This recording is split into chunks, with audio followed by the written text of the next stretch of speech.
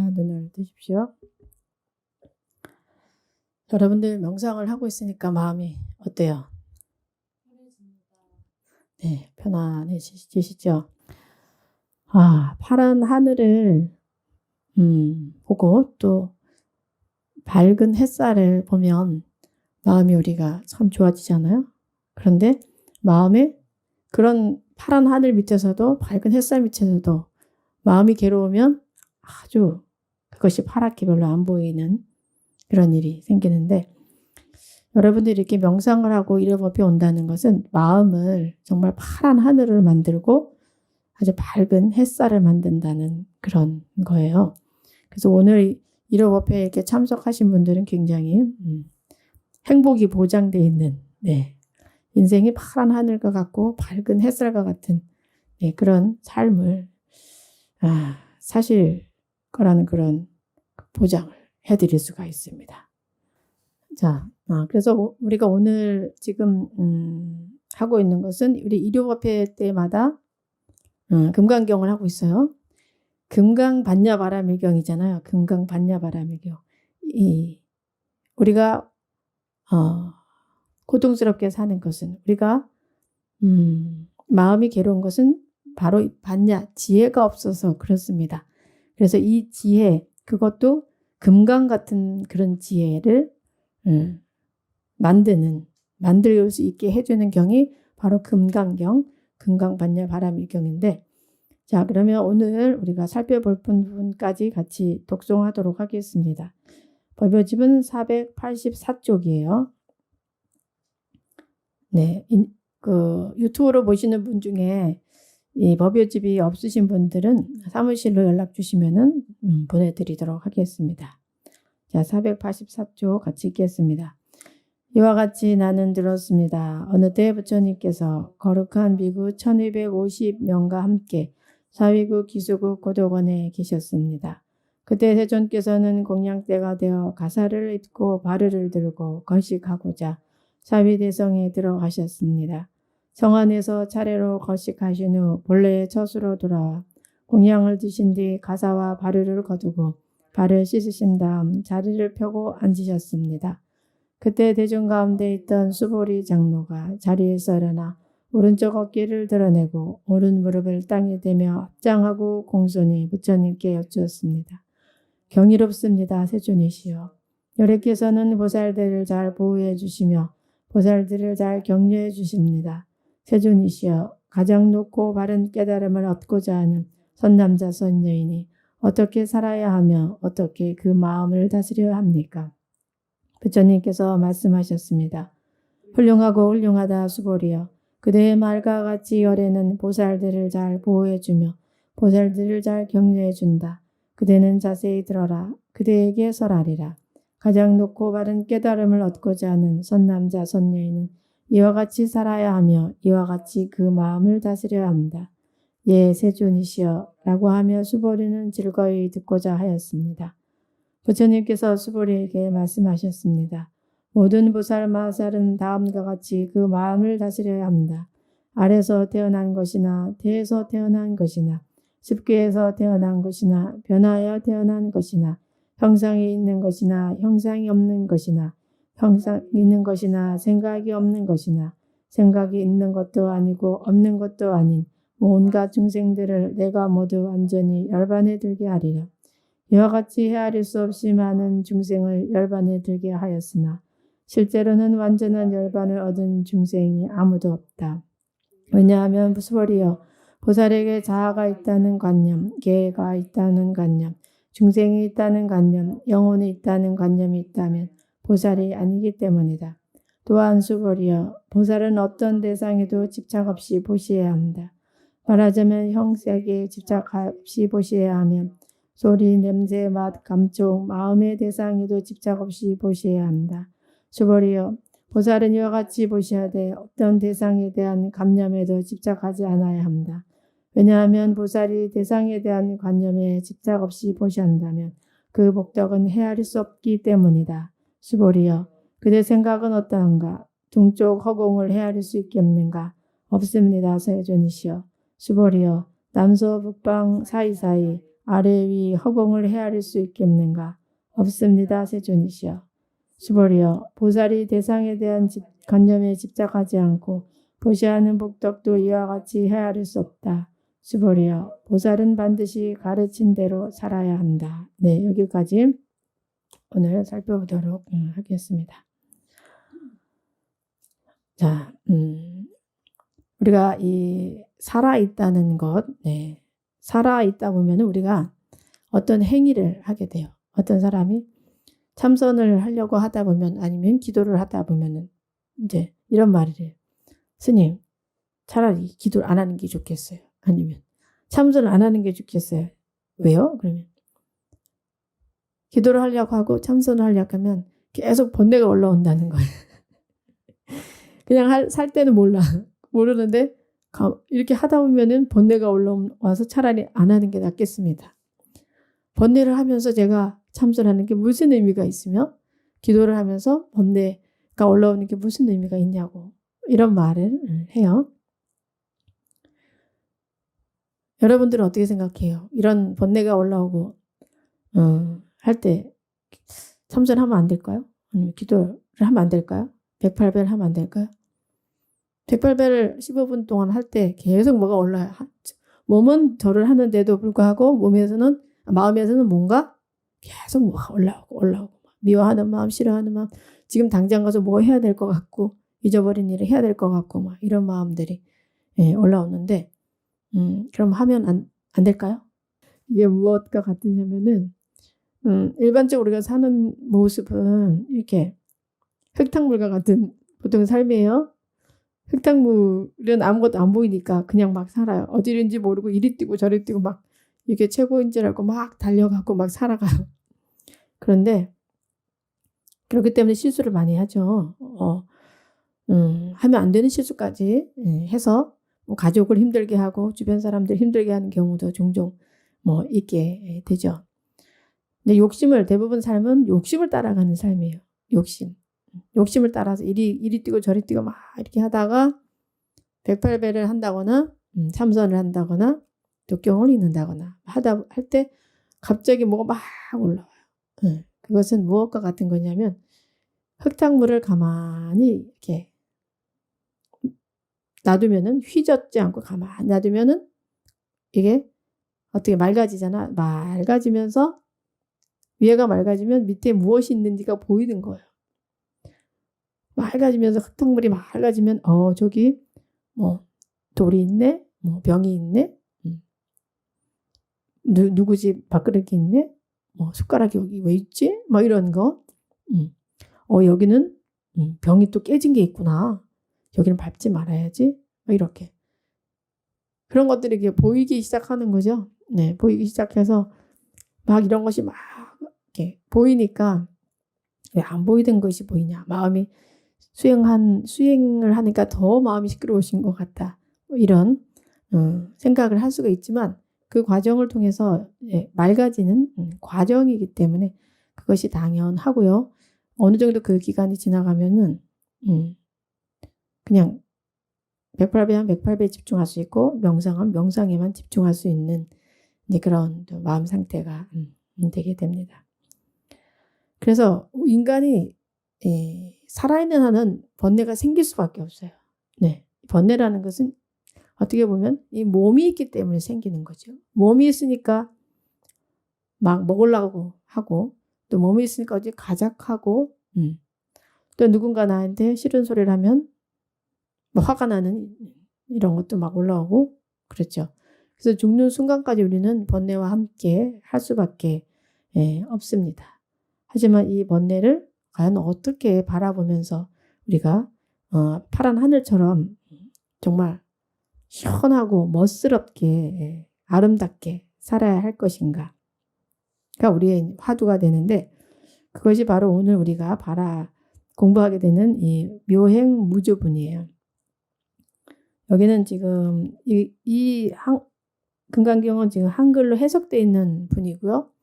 이제 한문분이 원래 원본인데 그 한문분을 이렇게 해석을 여러분들이 이제 이해하기 쉽게 이렇게 번역을 해놓은 거예요. 근데 이게 원래 원래는 이제 묘행무주분에 해당되는 건데, 묘행무주 뭐냐면 묘행. 여러분들이 불교를 공부할 때 묘자가 나오면 이것은 묘하다 이렇게 해석을 하는 게 아니에요. 묘하면 조금 이상하다라는 느낌 있잖아. 묘해, 분명하지 않아. 이런 뜻이 아니라 묘자는 깊다는 의미예요. 깊은. 네. 너무너무 깊어서 그것이 묘하게 보이는 거죠. 너무너무 깊어. 이거 도대체 어떻게 표현해야 될까? 너무 묘한 그런 게 이제 묘자예요. 그래서 묘행, 아주 묘한 그 행은 무주예요. 무주 뭐야? 주함이 없는 마음. 주함이 없는 마음. 어디에도 집착이 없는 마음, 머무를 바 없는 마음. 네, 머무를 바 없는 마음을 우리가 이제 내야지만, 머무를 바 없는 마음을 내야지만 파란 하늘과 같은 그런 삶, 밝은 햇살과 같은 그런 삶을 살 수 있다라고 이제 이번 이 묘양무주분에서는 말하고 있는 거예요. 그래서 네가 한 행위에 안주하지 말라. 머물고 집착하지 말라. 미련과 아쉬움을 보이면서 끈적끈적 늘어붙지 말라. 하찮은 일에 생색내지 말라. 네. 이제 이 이야기를 하고 있는 거죠. 그래서 이제 보살은 어디에도 안주하지 않고 집착하지 않아야 한다라는 건데, 보살이 뭐라 그랬죠? 보살? 여기에서 금강경에서 말하는 일단 보살은 인생을 의미 있게 살려고 하는 사람, 깨달음을 얻으려고 하는 사람, 진리를 얻고자 하는 사람, 진리의 길로 가고자 하는 사람을 보살이라고 말해 놨어요. 그래서 보살은 어디에도 안주하지 않고 집착하지 않아야지 된다는 거예요. 네. 우리가 많은 분들이 사실 불교 공부를 해요. 불교 공부를 하면서 성불하리라. 나는 깨달음을 얻으리라. 마음의 평화를 얻으리라 라고 공부를 하지만 이게 안 돼요. 이게 주함 없는 마음이 안 돼요. 그냥 공부만 할 뿐이지 사실 공부에도 주하면 안 되거든요. 내가 안다는 거에도 집착을 하면, 거기에도 상이 있으면은 공부가 안 되는 건데도 불구하고 지금 거꾸로 공부하는 분들이 종종 있습니다. 네, 내가 불교를 아니까 이만큼 나는 안다라고 어디서든지 이렇게 아는 거를 막 얘기하고 싶고, 나는 위대하다는 것을 알리고 싶고, 이런 행을 하는 분들이 가끔 있어요. 그것은 바로 이제 거꾸로 공부하는 거예요. 네, 거꾸로. 그리고 그거를 상병이라고 하는 상이 있는 거지. 상이 있으면 그게 정말 무서워요. 거의 불치병이에요. 고치기 힘들어요. 그렇기 때문에 이 금강경을 공부를 해야 돼요. 어느 공부를 하든지 이 금강경을 공부하지 않으면은 잘못 갈 수가 있어요. 잘 가야 되죠. 그래서 우리가 지금 여기서 읽은 거에 보면은 보살은 반드시 어느 것에도 머물지 않고 보시를 해야 하나니, 이를테면 사물에 머물지 않고 보시할 것이며 소리와 향기와 맛과 감촉 그의 모든 것에 머물지 않고 보시해야 하느니라. 보살은 이와 같이 보시하여 형상에 머물지 말라. 왜냐하면 만약 보살이 형상에 머물지 않고 보시하면 그 목적은 가히 상상할 수 없기 때문이다. 네. 그래서 어느 법에도 머물지 말고 보시를 해야 한다라는 이제 말씀을 하시는데요. 여기는 법이라고 글자가 안 나온 것 같은데, 이 불교에서 불교 공부할 때, 특히 금강경 공부할 때 법에 머물지 말라라는 말이 있어요. 그 법이 뭔지를 알아야지, 잘못 알면 이게 크게 잘못되는 경우가 있어요. 이 법이라는 것이 여기서 이제 불법을 말하는 게 아니에요. 불법, 부처님의 가르침인 그 법을 말하는 게 아니라, 그 법이라는 것은 우리가 보이는 모든 존재들을 말해요. 모든 사물, 보이는 사물, 또 사건, 그 세상의 모든 문제라고도 할 수가 있어요. 이 법이라는 건. 그게 보이는 거. 그래서 이게 팔리어에서 다르마를 할 때 다르마, 부처님 법을 다르마라고 쓰잖아요. 그죠? 그때 대문자 다른 말을 쓰면 이게 부처님 법이 되고, 소문자 다른 말을 쓰면은 일반적인 법, 모든 우리가 느끼는 모든 대상이라고 보면 되는 거죠. 그것을 보통 육경이라고 말해요. 육경. 육군, 육경 있죠. 그래서 육군은 뭐냐면 안입이 설신의 우리 눈, 귀, 코, 그 다음에 육경은 바깥 경계예요. 눈으로 보이는 저기 보이네. 소리가 들리면 소리가 들리네. 예. 감촉을 하면 또 감촉을 하네. 이렇게 바깥에 보이는 모든 우리가 안입이 설신으로 보이는 그 육경, 그것을 육경이라 6가지 경계. 가지고 보이는 모든 것을 말하는데 그 육경이 다 이 법에 들어가는 거예요. 법. 그래서 이 법에 머무르지 말아야 한다. 구체적으로 법에 머물지 말아야 된다라는 건데, 법에 머물지 않고 이제 보시를 해야 된다라는 거예요. 그래서 색성향 미촉법. 색은 뭐예요? 색은 물질이에요. 물질. 여기는 아까 보셔야 한다. 소리, 냄새, 맛, 감촉, 마음 대상에도 집착 없이. 여기 약간 좀 여기 있네요. 형색에 집착 없이 보셔야 된다. 형색. 여긴 형색으로 표현했어요. 그래서 그죠? 색은 그래서 보통 이제 물질, 육신을 말하고, 그다음에 소리, 냄새, 맛, 감촉. 어느 대상에도 집착 없이 이제 보시를 우리가 해야 한다. 하는 건데, 여기서 이제 보시하는 삶을 굉장히 또 강조를 했죠. 보시하는 삶. 여러분들은 무엇을 보시하고 계셔요? 보시. 아무것도 보시하고 있지 않나요? 보시할 건 굉장히 많아요. 물론 뭐 돈으로 가장 쉬운 거는 돈으로 보시하는 거. 네. 물질로 보시하는 거. 옷을 필요한 사람 옷을 주고, 또 음식이 필요한 사람 음식을 주고, 이렇게 하는데, 또 이 돈 없이도 보시할 수 있는 것들, 우리가 무제칠시라 해서 또 있죠. 무제칠시. 재물 없이 보시할 수 있는 거. 대표적인 걸로는 아름다운 말로, 아름다운 표정, 웃는 표정, 환시. 웃는 표정으로 사람들을 만나는 거. 네. 그리고 좋은 말을 해주는 거, 이런 것도 이제 보시에 이제 들어가는 것인데, 우리가 이 무엇인가를 베풀었을 때 이 베풀었다는 상이 있으면 그게 굉장히 이제 괴롭습니다. 네. 특히 이 보살은 자나깨나 보시를 해야 돼요. 네. 우리가 깨달음을 얻기 위해서는 사실 보시를 하지 않으면 안 돼요. 왜냐?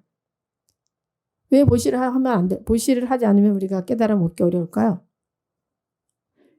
부처님의 첫 번째로 특히 제가자들한테, 일반인들한테는 보시를 가장 강조하셨어요. 육바라밀 중에 고통의 세상에서 저쪽에 피안의 세상, 고통이 없는 세상으로 넘어가는 그 다리를 바라밀이라, 육바라밀 6개의 다리라고 말하잖아요. 그 다리를 건너감에 있어서 보시가 가장 중요하다. 그래서 가장 맨 앞에 두셨어요. 왜 보시를 가장 중요시 했을까요? 거사님 생각 어떠세요? 왜 보시를 가장 중요시 하셨을까요? 자비? 자비.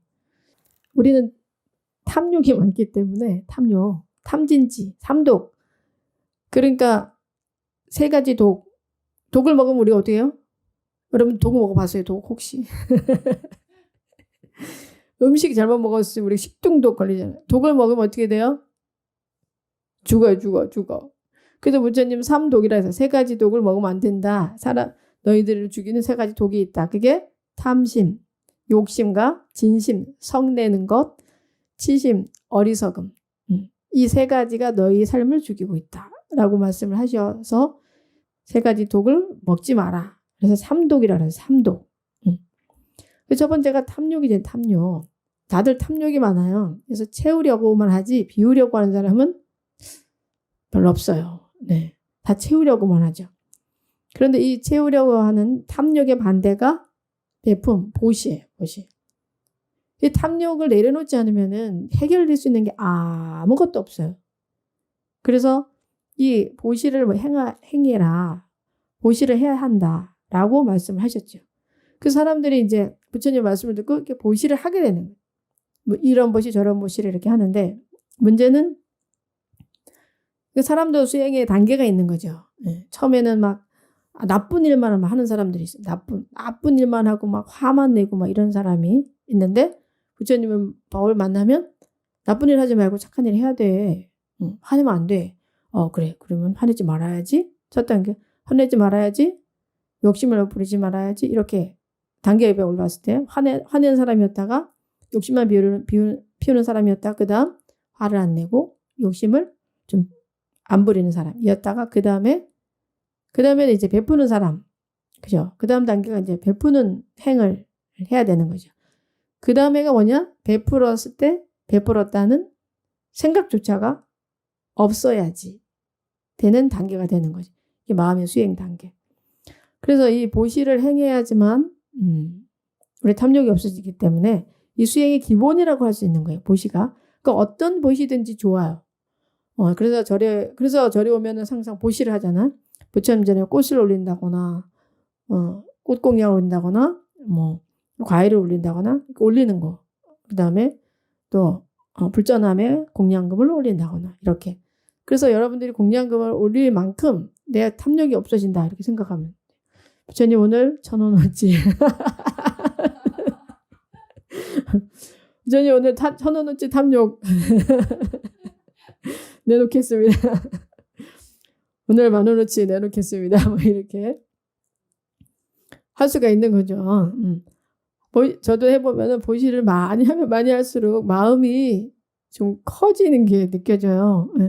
옛날에는 뭐 이 10,000원도 막 아까워가지고 절절절 매고 막 그랬는데 저거 해보니까 우리 절에서는 제가 보시하기 힘들잖아요. 그게 그거잖아요. 근데 남의 절에 갔을 때 다른 절을 방문했을 때 이렇게 막 불전함에 보시를 많이 하면 기분 너무 좋고 막 아무튼 그렇습니다. 그러니까 보시를 해보면은 막 너무 마음이 행복해지죠.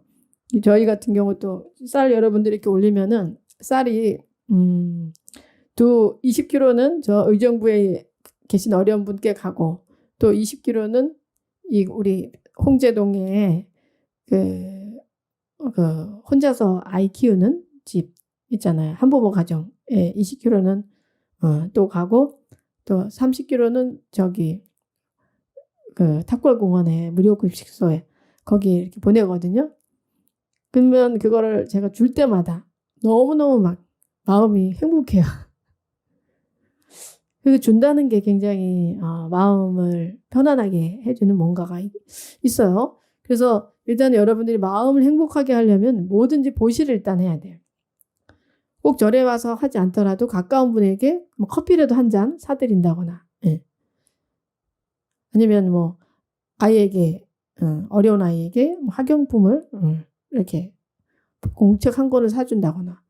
그러니까 주변에 누구한테 보시를 할까? 어떻게 내 공덕을 지을까? 눈을 뜨고 있어야 돼요, 사실은.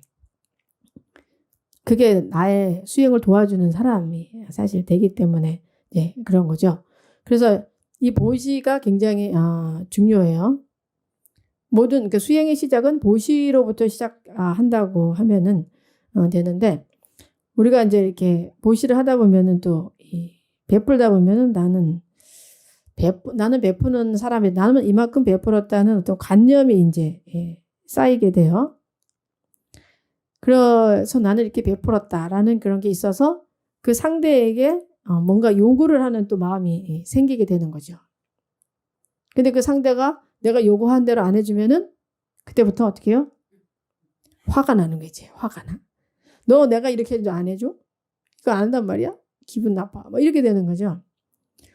그거를 우리가 보면은 여러분들이 뭐 멀리 가기 전에 집에서 보면은 집에 여러분들이 집에서 보시를 많이 하시죠. 특히 엄마 아빠들에게 자식에게 보시를 얼마나 많이 합니까? 하염없이 줘야 되는 게 엄마 아빠의 또 역할이기는 하지만 근데 내가 낳아주고 내가 먹여주고 내가 학비도 대주고 했는데 얘가 공부를 안 해. 그러면 화가 나요, 안 나요? 화가 나죠. 네, 열불 나지. 그래서 막 아이한테 공부 안 한다고 막 야단을 치게 되는 그 마음. 그게 바로 이 상이 있는 마음이에요. 그래서 상병이라 그래요. 상병. 상의 병에 걸린 거예요. 근데 대부분 우리 삶이 다 그래요. 우리가 보시를 하고 우리가 뭔가를 해줬다면 그 사람이 내 뜻대로 대주기를 바라는 마음이 아주 큽니다. 아주 많이 커요. 그래서 이 상을 내려놓지 않으면 괴로워요. 너무너무 괴로워요. 이 괴롭게 살 것인가 말 것인가는 사실 내 선택인데 내가 아이한테 뭔가를 해줄 때 남편한테 무엇인가를 해줄 때도 해줬다는 생각이 없어야 되고 남편도 마찬가지죠. 아내한테 뭔가를 해줬을 때 우리 아내가 내가 이렇게 했으니까 기본은 이렇게 해야 된다라는 그 마음 있잖아요. 그 마음을 내려놔야지 되는 거죠. 근데 사실 이 마음 내려놓는 게 누구를 위해서 내려야 되는 것 같아요? 자기 자신을 위한 거예요. 예. 그래서 우리는 철저하게 내 자신을 위해서 살아야 돼요. 저는 이거 약간 극단적인 표현이긴 한데 남편 위해 살지 말고 애들 위해 살지 말고 여러분들 위해 사셔요. 네. 나를 위해서 산다는 게 뭐예요? 내가 해줬다는 마음이 없이 살아야 되는 거예요. 그게 내 평화를 위해서, 내 마음의 평화를 위해서, 나의 공덕을 위해서, 나의 깨달음을 위해서 그렇게 해야 된다는 거죠. 제가 부부 상담도 많이 하는데 많은 부부들이 저에게 와서 상담하는 부분이 뭐냐면은 아내는 우리 남편이 왜 이 정도를 안 했는지 모르겠어요. 네, 열받아 죽겠어요. 그리고 또 남편들은 또 우리 아내가 왜 이 정도를 안 해주는지 모르겠어요. 하고 계속 원망을 하게 돼요. 네. 해결점이 없어요. 그러니까. 거의 모든 부부들이 끝까지 죽는 순간까지 그 해결점을 못 찾고 서로가 원망하다가 이렇게 돌아가시는 분들이 대부분인 거죠. 왜냐면 그걸 내려놔야 됨을 모르니까. 내가 이렇게 벌어서 집을 이렇게 했는데 우리 부인은 내가 생각이 있잖아요. 생각이. 이 정도는 해야 되는데 이거 안 해. 그러면 계속 미운 거예요. 미워가지고 계속 미워하고 그러면서 마음이 점점 떠나고 막 실망하고.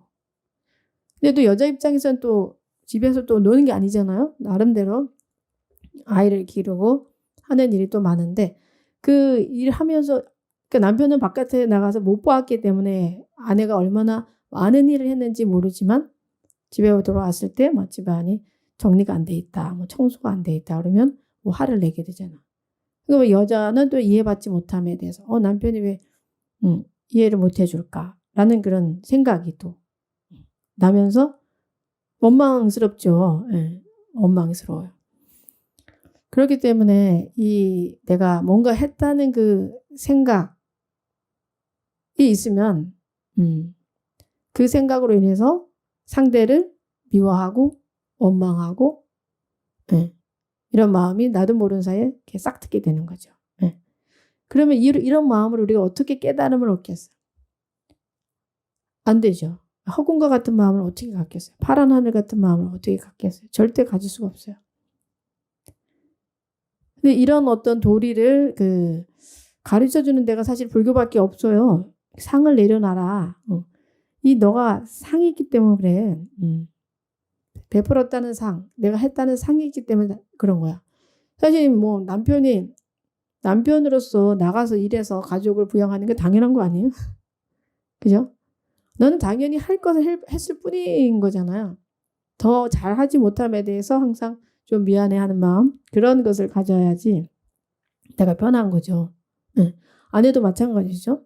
아내도 집에서 어떤 일을 함에 있어서 그 또한 아내로서 당연히 해야 할 일인데 나는 뭐 노란 줄 알아 뭐 하면서 이제 기타 등등 당신만 나가서 일한 줄 알아 라면서 이제 이게 스토리가 이렇게 되잖아요. 그러니까 다 했다는 그 생각이 있기 때문에 했다는 생각이 있기 때문에 결국은 누가 괴로워요? 내가 괴로운 거야, 내가. 그래서 우리가 마음이 평화로워야 되잖아. 마음이 평화로우려면 일단 내가 했다는 생각 자체를 내려놓고 베품에 있어서 무엇을 베풀든 간에 그냥 즐거운 마음으로 그 주함 없이 내가 당연히 해야 할 것을 한다라는 그런 마음으로 한다면은 나뿐만 아니라 주변이 평화로워요. 그렇게 머문 바 없이 우리가 베풀 때 그때 내 마음도 평화로워지면서 우리 그 진리에 가까워지는 거죠. 마음이 평화에 가까워지는 겁니다. 근데 이게 생각보다 쉽지가 않아요. 해보면. 정말 어려운 부분이야. 정말 어려운 부분이에요. 조금을 주고도 꼭 그거 줬다는 생각이 우리 자기도 모르는 사이에 있게 되죠. 그런데 내가 해도 한 방 없이 하는 사람을 보면은 우리가 마음이 막 존경심이 나요. 저는 제가 출가한 그 은혜사 백흥암에 한 대시주자가 있었어요. 근데 그분은 정말 부산에서 큰 사업을 하셔가지고 절에 이제 불사를 할매 있어서 항상 스님이 돈 얼마큼 필요합니다. 그러면 전화 한 통화에 그만큼 다 보내주시는 그런 분이 계셨어요. 근데 그분은 절에 오시면은 항상 어디부터 가냐면 부엌부터 가셔. 부엌부터 가셔가지고 부처님께 절하고 오신 다음에 항상 부엌부터 가셔가지고 설거지를 하고 스님들 필요한 거 없으신가 이렇게 도와드리고 막 그리고 절에 올 때도 항상 아주 편안한 복장으로 이렇게 오셔요. 아주 뭐랄까 그냥 일반 할머니 같은 그런 느낌 오시는데 그분을 보면서 정말 저분은 정말 공부가 된 분이다라는 그런 생각을 했던 기억이 나요. 그렇게 할 때 정말 상없이 하는 그런 모습을 본 또 다른 불자들이 그분을 보면 그냥 절로 합장이 나오고 절로 막 공경의 마음을 이렇게 내는 그런 모습을 봤어요. 그렇게 하다 보니까 사업이 점점 잘 될 수밖에 없죠. 다른 사람이 나를 좋아하고 나를 존경하고 할 때 그때 바로 그게 큰 복으로 회양이 그렇게 되는 거죠. 근데 여러분들도 마찬가지잖아요. 누군가 무엇인가를 했는데 뭐 했다고 막 이렇게 하는 사람들 보면은 마음이 좀 약간 씁쓸하죠. 말 안 해도 알 텐데 굳이 저렇게 말해야 되나 이런 생각이 들잖아요. 그래서 그런 어떤 내 상을 내려놓는 그 수행 하도록 그걸 우리가 노력을 해야 돼요. 특히 이 적으로 나오는 것이 내가 무엇인가 했는데 보상을 못 받을 때는 항상 이게 화로 나오거든요. 화가 날 때 내가 왜 화가 나는가를 잘 보셔야 돼. 그리고 내가 상이 있구나. 내가 했다는 상 때문에 이런 화가 나는구나. 라고 그 마음을 알아차릴 때 어떻게 하라겠죠? 깜짝 놀라라 그랬지. 아이고 깜짝이야. 아이고 깜짝이야. 이런 또 화가 나는구나. 상이 나는구나. 바로 이것이 내 삶을 평화롭지 않게 내 삶을 파괴할 수 있는 것인데 내가 이렇게 또 나오는구나 하고 깜짝 놀라고 그 다음에 어떻게 하라겠죠? 염불을 하라겠죠. 나무함의 탑을 관세음보살 하셔야 돼. 그냥 일반적으로는 우리가 어려워요. 상 안 내게 되게 힘들어요. 여러분들 아침에 일어나서 애가 학교 안 가고 요즘은 대면 수업 못하니까 인터넷으로 하잖아요. 그러면 애가 아침에 안 일어나고 막 누워서 뒹굴뒹굴 하고 있으면 기분이 어때요? 성덕신 보살님 아들은 안 그런가? 안 일어나. 오늘 수업이 있는데 안 일어나고 있어. 그러면 어떻게 마음이.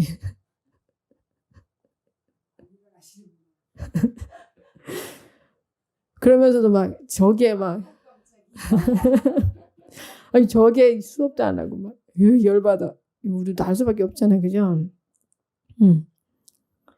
참 어려워. 요즘 정말 어려워요. 부모님들이 애들 학교를 안 가가지고 너무너무 어려워요. 어머니들이 정말 마음 수행하지 않으면 돌아버릴 것 같아. 내가 보면 진짜 마음 수행하지 않으면 돌아버릴 수밖에 없어. 학교 가면은 그냥 학교 가서 뭐 하겠지 하고 안 보고 그냥 믿는데 왜 하루 종일 노는 거 막 공부 안 하고 노는 거 이런 거 보이면 엄마 아빠들 막 속에서 열불이 많이 나가지고 이 수행하지 않으면은 정말 돌아버릴 수 있어요. 그래서 우리가 수행을 잘해야 돼요. 이럴 때 불교를 만나서 빨리 마음 어떻게 다스리는 걸 배우지 않으면은 큰 코 다칠 수 있어요. 왜냐면 또 아이들도 나름대로 이유가 있거든. 그럴 만한 이유가 있어. 그 이유를 모르고 내가 험한 말을 한다거나 아이한테 상처를 주는 말을 했다. 근데 대부분 또 중고생들은 사춘기잖아요. 그 사춘기에 어떤 큰 상처를 입으면은 이게 평생 가. 평생 가가지고 어떤 일을 함에 있어서도 자존감이 없어지고 자신감이 없어지는 어떤 그런 악영향을 또 미칠 수 있기 때문에 엄마 아빠들이 굉장히 지혜로워야 되는 게 사실 이 시대입니다. 네. 수행이 그 어느 때보다도 굉장히 중요하고 또 강조해야 되는 시점이 지금 이 시점이라고 우리가 볼 수가 있어요. 그래서 아이고 아이가 만약에 그런 모습을 봤다. 화가 막 올라온다. 네. 가끔 깜짝 놀라고 아이고 내가 상이 있구나. 내가 쟤를 낳아줬다는 상이 있구나. 내가 쟤를 밥 먹여서 길렀다는 상이 있구나. 엄마로서 당연히 해야 할 일인데. 네, 깜짝 놀라면서 부드럽게 불러야 되겠죠. 부드럽게. 나무아미타불 간세음보살 한번 하시고 부드럽게 뭐 이름 뭐 철수야 그러면 야 철수야 일어나 이게 아니라 철수야 아니면 뭐 이철수 부처님 우리 불교에서는 모두가 다 부처님이라고 하니까 아유 이철수 부처님 지금 일어나셔야 하는 시간이 왔습니다. 그래도 하면서 이제 그래도 안 일어나죠 대부분이. 그러면 엉덩이를 좀 이렇게 두들겨 준다거나 등을 쓰다듬어 준다거나 사랑스러운 마음으로 그렇게 하면 일어날 수 있어요. 한번 해보세요. 부드러워서 자전거인 줄 알아. 애들이 왜냐면 양심이 있거든요. 여러분들은 몰라도 애들이 양심이 다 있습니다. 야단 막 치면서 소리 지르면 이 철수 안 일어나? 이것이 말이야. 이렇게 하면은 에이씨 하기 싫어. 깼음에도 불구하고 다시 또 막 모르는 척 자는 척하고 갈 수 있지만 엄마 아빠가 막 사랑스럽게 참고 화나는 걸 참고 이렇게 등을 쓰다듬으면서 부드럽게 쓰다듬지 말고 그러면 좀 잠 오게 쓰다듬지 말고 좀 잠 안 오게 힘을 좀 주면서 박박 쓰다듬어야 되겠죠. 근데 말은 부드럽게 아유 우리 철수 부처님 일어나셔서 이제 수업하셔야 되지 않을까요? 우리 철수 부처님이 일어나지 않으면 선생님이 화날 것 같아요. 아빠가 화났다고 엄마가 화났다고 하지 말고 선생님이 화나시면 안 되겠죠. 이렇게 한 몇 번 해보세요. 그러면은 의외로 좀 먹힐 수가 있어요. 예, 예. 그래서 내가 상을 내려놓고 할 때, 사람들은 더 나를 도우려고 하는 마음, 나를 존경하는 마음이 생기기 때문에 그때 마음이 움직이지. 내가 상을 내쉬면서 야 이거 안 해? 저거 안 해? 고마운 마음이 있다가도 다시 그 마음이 쏙 들어가 버려. 에이씨 이런 마음으로. 뭐 만약에 아빠가 막 야 내가 너 때문에 이렇게 돈을 벌고 뭐 어쩌고 뭐 하면 애들이 뭐라 하겠어요. 누가 언제 돈 벌라 했나? 철없는 애들이 그렇게 말하면서 감사한 마음이 없어요. 우리가 감정이 일어나면은 되게 안 좋은 감정이 일어나면은요 이게 지혜를 가려버려요. 가려버려가지고 모두가 우리 부처의 마음을 가지고 있음에도 불구하고 그 부처님 마음이 안 나와요. 하지만 우리가 부처님 마음이 나오게 해줘야 돼요. 아이들한테도. 모든 아이들은 요즘 막 그게 있대요. 그 뭐야 유튜브에 나오는 거 모든 개는 훌륭하다 이런 것이 있듯이 모든 아이들은 다 착해요. 심성이 다 고와요. 그리고 모든 아이들은 자기 인생을 참 잘 살고 싶어하는 그 마음들이 다 있어요. 네. 그렇기 때문에 그 마음을 건드려줘야 돼요. 착한 마음, 잘 살고 싶어하는 마음, 공부 잘하고 싶어요. 공부 못하고 싶어하는 애가 어디 있겠어 이 세상에. 공부 잘하고 싶어요. 그 잘하고 싶은 마음을 이렇게 건드려줘야 되는 거죠. 근데 엄마 아빠가 막 소리 지르면서 야단치면서 그렇게 하면 그 마음이 안 나와. 왜? 화의 마음이 더 커. 화의 마음이 더 커가지고 그 마음이 나올 수 있는 그 힘을 뺏어버리는 거죠. 그래서 좋은 아이를 기르기 위해서는 엄마 아빠가 먼저 마음 수행을 하셔야지만 그것이 잘 될 수가 있습니다. 네. 그래서 이런 마음을 우리가 갖는다면은 이게 집착 없는 마음을 가진다면은 어떻게 된다고 했어요? 네. 그 복덕은 헤아릴 수가 없다겠죠. 그 복덕. 상이 없는 마음, 상이 없이 하는 그 마음에는 그 복덕이 정말 헤아릴 수 없이 커요. 이 복덕이 있어야 사실 우리가 지혜도 얻고 깨달음을 얻을 수가 있지. 이 복덕이 없으면 안 됩니다. 근데 사람들은 이 복덕을 닦지는 않고 그냥 뭐 지혜만 기르려고 하는데 그거는 이제 좀 그 지혜가 좀 진정한 지혜가 아닌 좀 헛지혜라고 볼 수가 있죠. 그래서 상을 내세우지 않는 것, 어떤 일을 함에 있어도 그 상 없이 내가 하려고 많이 노력을 하셔야 돼요. 근데 그것을 가장 실천하기 좋은 것이 집안이에요. 집안. 가정이에요. 가정. 바깥으로 나가기 전에 우리 남편분들은 남편이 하는 일은 당연히 내가 해야 할 일이다 생각하고 우리 아내가 함께 해주는 거에 감사하고 또 아내는 아내가 하는 일이 내가 당연히 해야 할 일이다. 내가 우리 남편에게 아이들에게 더 잘해주지 못하는 거에 대해서 좀 미안해하면서 이런 마음을 가지면서 생활을 하실 때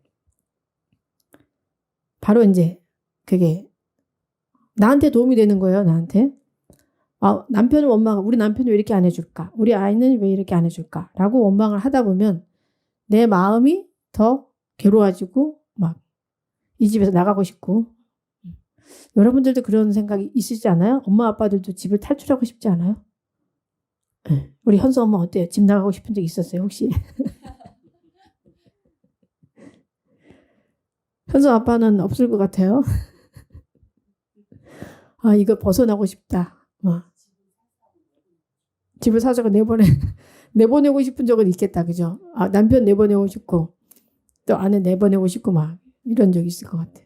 제가 방송을 하는데 그 울림 방송할 때 게시글에 이렇게 올라온 것이 어떤 보사님 그런 말 했어요. 남편을 갖다 내버리고 싶다는 거예요. 네. 너무 자기 말 안 들어서 내버리고 싶대. 그랬더니 어떤 분이 거기서 댓글을 달았는데 요즘 택배 시스템이 좋으니까 박스에 넣어가지고 문 앞에 내놓으세요. 박스에 넣어가지고 문 앞에 내놓으세요. 그랬더니 또 어떤 목사님이 저는 내가 30년 동안 공들여서 버리기가 좀 아깝다고 이렇게 얘기를 하는 거를 봤는데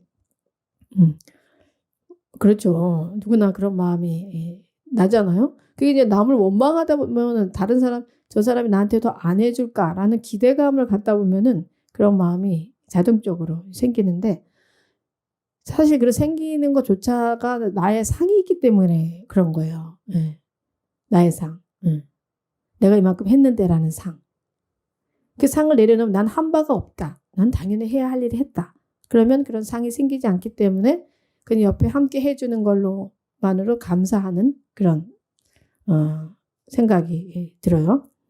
또 아이가 공부를 안 한다고 해서 부모님들이 굉장히 괴로워하지만 그 생각조차 사실 내려놔야지 되죠. 병원에 가보면 아픈 애들 얼마나 많아요. 그죠? 아프지만 않은 것만 해도 감사하다. 이렇게 하다 보면은 다 아이들이 나중에는 자기가 할 일, 자기가 갈 길을 다 찾아가 가요. 그러니까 제정신이 들게 해야 돼요. 사실 제정신. 자꾸 야단치고 나무라고 하면은 정신이 없어요. 애들이. 하지만 자꾸 좀 칭찬해주고 인정해주고 이렇게 하다 보면은 애들의 마음이 좀 차분해지면서 나 어떻게 인생 어떻게 살아야 할까라는 그런 또 생각을 스스로가 이제 갖게 됩니다. 그렇게 하기 위해서는 사실 엄마 아빠가 그런 평온한 마음을 가져야 돼. 아이한테 바람이 없는 그 마음을 가져야 아이가 스스로 이제 그런 마음을 갖게 된다는 거죠. 아휴, 참 어렵습니다. 좋은 엄마 아빠 되는 거 굉장히 힘들어요. 마음 수행을 그래서 끝까지 해야 돼요. 죽는 순간까지 좋은 엄마 아빠 되는 거 굉장히 좀 어려운 일임을 우리가 인정을 하고 그 길로 이제 가야지 됩니다. 그래서 오늘은 묘행무주분, 머무는 바 없이 행하는 그런 마음 자리를 여러분들이 뭐 이 자리에서 갖지는 못하지만 가져야지 내가 행복하다. 그래야지 내가 행복하다. 그 마음만 가지세요. 남편 행복은 남편 알아서 하시라 하고 애 행복은 네가 알아서 해라. 나는 행복해야 되겠다. 왜냐? 바뀌라 그래도 안 바뀌어요. 여러분들 바뀝니까? 얘 이렇게 바뀌어라. 안 바뀌어요. 남편 이렇게 바뀌어주세요. 안 바뀌어요. 바꿀 수 있는 사람이 거의 없어요. 불가능하다고 이제 인정을 하셔야 돼요. 인정할 건 인정하세요. 나도 나를 바꾸기 힘든데 남이 어떻게 나로 인해서 바뀌어지겠어요. 그죠? 그래서 나는 나나 바꾸자. 내 마음이나 편안하게 하자. 머무는 바 없이 그냥 머무는 바 없는 마음, 주대에 준 바 없는 마음으로 그냥 내 인생이나 열심히 잘 살자. 내 인생이나 성공으로 만들자. 내 인생이나 행복하게 평화롭게 하자. 이렇게 할 때 그 모습을 보고 옆에 사람도 따라와요. 근데 요즘은 이런 걸 가르친 데가 없으니까 서로 그냥 너 왜 이렇게 안 해? 너 이렇게 안 해? 막 이렇게 서로 이렇게 아웅다웅만 하니까 이게 끝이 안 나. 서로 안 바뀌니까. 근데 그 집안에서 누가 한 명이라도 나는 행복하자. 내 마음이나 평화롭게 하자. 하면서 머무는 바 없는 마음을 편안하게 묵직하게 이렇게 가지고 있으면요. 그 에너지로 주변에 서서히 시간이 걸리겠지만 서서히 한 사람 이렇게 따라오게 됩니다. 그래서 이 금강경이 굉장한 경인 거죠. 이런 상이 없는 마음을 가르쳐주고 완전한 평화, 완전한 행복을 줄 수 있는 그런 지혜를 배울 수가 있습니다.